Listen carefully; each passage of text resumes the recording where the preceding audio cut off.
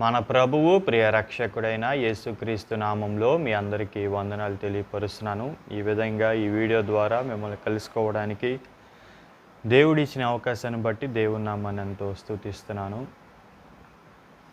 ఈరోజు దేవుని యొక్క పరిశుద్ధ గ్రంథంలో నుండి మీకు ఒక విషయాన్ని నేను మీతో పంచుకోవాలని చెప్పి ఆశిస్తున్నాను.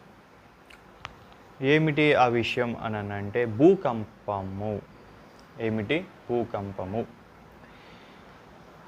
దేవుని యొక్క సాన్నిధ్యము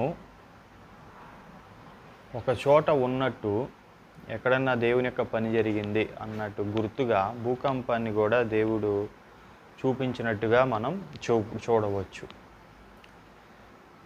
మీరు ఒక్కసారి మీ పరిశుద్ధ గ్రంథాలు మీరు మొదటి రాజులు 19వ అధ్యాయం 11-12 వచనాలు కనుక మీరు చూస్తే, నేను తీస్తున్నాను. మొదటి రాజులు 19వ అధ్యాయం 11-12 వచనాలు కనుక మీరు చూస్తే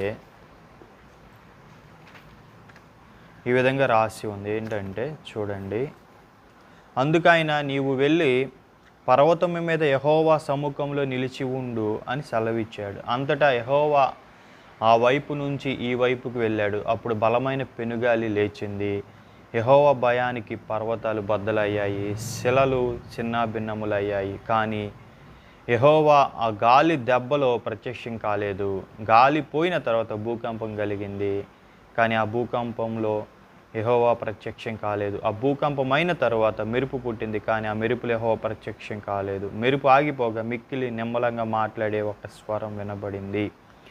ఏలియా దాన్ని విని తన దుప్పటితో ముఖం కప్పుకొని బయలుదేరి గుహవాకిట నిలిచాడు. అంతలో ఏలియా, ఇక్కడ నీవేమి చేస్తున్నావా అని ఒకడు అడిగిన మాట అతనికి వినిపించింది.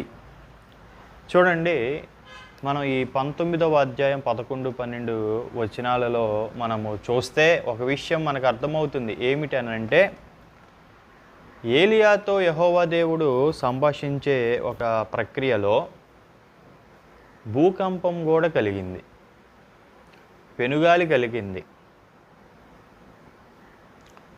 పర్వతాలు బద్దలయ్యాయి.